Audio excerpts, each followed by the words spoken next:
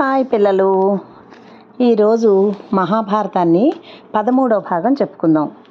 నిన్న ఎక్కడి వరకు చెప్పుకున్నామంటే పాండవులు మరి ఏకచక్రపురం చేరుకొని విప్రవేషధారులై ఒక బ్రాహ్మణుని ఎంట కాపురం ఉండి భిక్షాటనతో జీవిస్తున్నారు.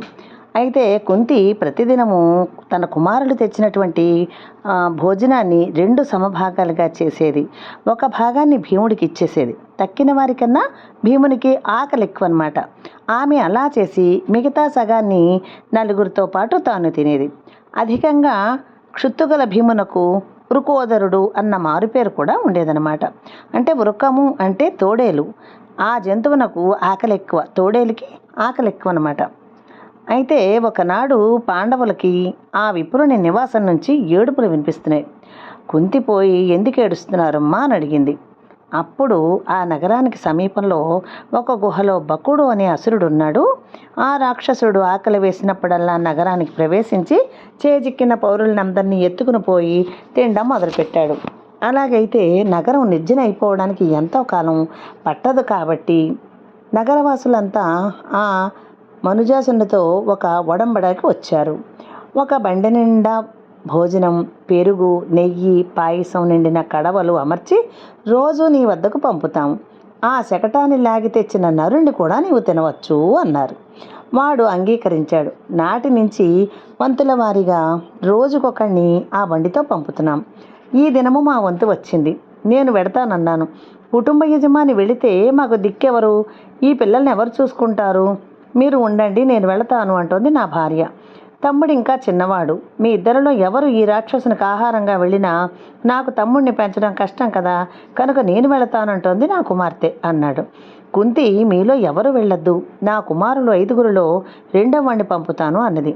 ఆ బ్రాహ్మణుని భార్య, అమ్మ 5గురుంటేనేమి, ఏ బిడ్డకు ఆ బిడ్డయే తీపి కదా. మా ఇంట అతిథులుగా ఉంటున్న మీకు హాని తలపెట్టడమా? నీకు పుత్రశోకం కలగనిస్తానా తల్లి అంది. కుంతి, నా కుమారుని సంగతి నీకు తెలియదమ్మా. వాడు వెళ్ళి ఆ బకాసురుణ్ణి సంహరించి నేటితో ఈ నగరవాసులకు రక్కసుని పీడ వదిలేటట్లు చేస్తారు. భోజ్య పదార్థాలతో బండిని సిద్ధం చేయండి అని చెప్పింది. భీముడు ఉద్దేశపూర్వకంగానే ఆ శకటాన్ని మెల్లిగా తోలికెళ్ళాడు. అలా ఆలస్యం చేస్తున్నాడేమిటని మండిపడుతున్న బకాసురుడు చూస్తూ ఉండగానే భీముడు బండిని గుహకు కొంచెం దూరంలో ఆపి అందున్న ఆహార పదార్థాలను తాపీగా తినడం మొదలుపెట్టాడు. బకాసురుడు ఉగ్రుడై పరిగెట్టుకొచ్చి బండి మీద కొరికి భీముడిని తన పిడికిళ్లతో బాదడం మొదలుపెట్టాడు. భీముడు లక్ష్య పెట్టక బకుణ్ణి బాలుని తొలగించినట్టు ఎడమ చేత వారగా నెట్టేశాడు. కుడి చేతితో గుమ్మడికాయ అంత ముద్దలు చేసి కబళించి ఒక్క కడి చప్పున పానీయాలన్నింటినీ త్రాగివేసి తృప్తిగా తేంచాడు. పిమ్మట మహాబలుడు పక్కనున్న ఒక వృక్షాన్ని నిర్మూలించి తెచ్చి, రారా ఇంకా నీ పని పడతాను అంటూ బకుణ్ణి సమీపించాడు. ఆ ధనుజుడు కూడా ఒక పూర్వాన్ని పెకిలించి తెచ్చి భీమునితో హోరాహోరీ పోరాడాడు.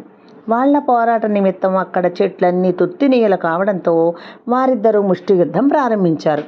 భీముడు వినోదార్థం కొంతసేపు ఆ రక్కనుసునితో పెనిగి పిమ్మట వాణ్ణి పడగొట్టి తన ముష్టిఘాతాలతో రక్తాన్ని కక్కించి చంపేశాడు. ద్రౌపది స్వయంవరం అన్నమాట. ద్రుపదునకు ద్రోణుని పైననే పగ కాని దాన్ని బంధించి ఆచార్యుని ముందు పెట్టిన అర్జునునిపై కోపం లేదు సరికదా. అతడు పార్నుని శౌర్యాన్ని మెచ్చుకొని తన కుమార్తె ద్రౌపదిని అతనికిచ్చి పరిణయం చేయ నిశ్చయించుకున్నాడు. కానీ పాండవులు వారణావతంలో మరణించారన్న వార్త విని ఆ ఆశ వదులుకొన్నాడు. బకాసుర వధానంతరం పాండవులు ఇంకా ఏకచక్రపురంలోనే ఉండిపోయారు. వారు వారణావతంలోని లక్షాగృహం నుండి తప్పించుకొని వచ్చాక సుమారు 1 సంవత్సరం గడిచింది. వారికి ఒకనాడు ద్రుపదుడు తన రాజధాని కాంపిల్య నగరంలో తన కుమార్తె స్వయంవరం ఏర్పాటు చేశాడన్న వార్త తెలిసింది. వారు బ్రాహ్మణ వేషాలలోనే ఆ నగరం చేరుకుని అక్కడ ఒక కుమ్మరి ఇంట బస చేశారు. ఏకచక్రపురంలో లాగే మధుకరంపై జీవించసాగారు. ద్రౌపది స్వయంవరానికి దిశల నుంచి రాజులెందరో వచ్చారు. వారిలో చేది దేశపు రాజుకు శిశుపాలుడు, మగధ దేశపు రాజుకు జరాసంధుడు, మాద్రీదేవి సోదరుడుకు శల్యుడు మున్నగు వారందరూ ఉన్నారు. హస్తినాపురం నుంచి దుర్యోధనాదులు రాధేయుడు కూడా వచ్చారు. ద్వారకా నగరం నుంచి ఆహుతులై ప్రేక్షకులుగా బలరాముడు, అతని తమ్ముడు శ్రీకృష్ణుడు, వారి మిత్రులు సాత్యకి మున్నగు యాదవ వీరులందరూ అరుదించారు. దుర్మార్గులను సంహరించి వారి పీడను సాధుజనానికి తొలగించే నిమిత్తం ప్రతి యుగమందు శ్రీమన్నారాయణుడు అవతరిస్తూ ఉంటాడు. ద్వాపర యుగంలో విష్ణువు శ్రీకృష్ణునిగా అవతరించాడు. విష్ణుమూర్తి పాన్పుగా ఉండే ఆదిశేషుడే దుష్ట రాక్షస సంహారంలో శ్రీకృష్ణుడికి తోడుగా ఉండడం కోసం బలరాముడిగా అవతరించాడు. వీరి సోదరి సుభద్ర కుంతి అన్నగారగు వసుదేవునకు దేవకీదేవి యందు జన్మించారు. దేవకుని దుహిత, దేవకుడు యాదవరాజు ఉగ్రసేనుని తమ్ముడు. దేవకీ వసుదేవుల పరిణయం ద్వారా యదు వృష్టి వంశాలకు సంబంధం ఏర్పడింది. త్రేతాయుగంలో జరిగిన రావణ యుద్ధంలో రావణాసురునకు తోడ్పడిన దుష్ట రాక్షసుడు కాలనేమి ఉగ్రసేనునకు కొడుకై పుట్టి సాధుజన కంటకుడుగా పరిణమించాడు. వాడే కంసుడు. ఆ క్రూరుడు తనను తన వంటి దుష్టులను సంహరించడానికి శ్రీ మహావిష్ణువే కృష్ణుడిగా అవతరించాడని తెలిసి కృష్ణుణ్ణి శైవసంలోనే అంతమొందించడానికి పూనుకున్నాడు. పోతన, తృణావర్తుడు, బకుడు, అఘుడు మున్నగు రాక్షసులనెందరినో పంపాడు. బాలకృష్ణుడు ఆ రక్కుసులనందరినీ హతమార్చి తుదకు కంసుని కూడా వధించి భూదేవి భారాన్ని కొంత తగ్గించాడు. పాండవులు ధర్మపరాయణులు అగడం వల్ల వారంటే శ్రీకృష్ణునకు ప్రేమాభిమానాలు మెండుగా ఉండేవి. వారణావతంలో పాండునందనులు అగ్నికి ఆహుతి కాలేదని, వారు ద్రౌపది స్వయంవరానికి తప్పకుండా వస్తారని విశ్వసించిన శ్రీకృష్ణుడు వారినక్కడ చూడవచ్చని బలరామాదులతో కాంపిల్య నగరానికి వచ్చాడు. స్వయంవర స్థలమందు మత్స్యయంత్రం నెలకొల్పబడి ఉంది. నేలపై నిటారుగా స్థాపితమై ఉన్న ఒక ఉక్కు ఊచ మనపైన గిరగిర చక్రంలా తిరుగుతున్న ఒక పళ్ళెంలో కేంద్రానికి వారగా ఒక రంధ్రం ఉంది. ఆ రంధ్రం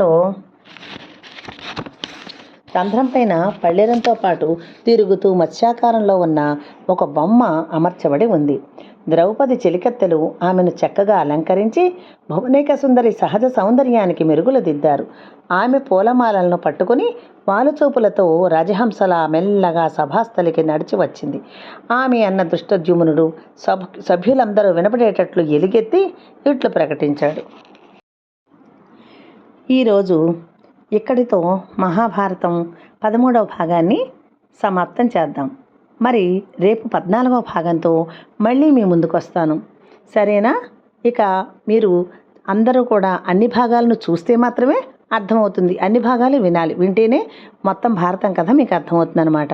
మీకు నచ్చితే షేర్ చేసి కామెంట్ చేసి మరికొంచెం మీకు కథలు చెప్పే విధంగా తోడ్పడితే నేను అందరికీ ఇంకా మీకు బోల్డని కథలు చెప్తాను.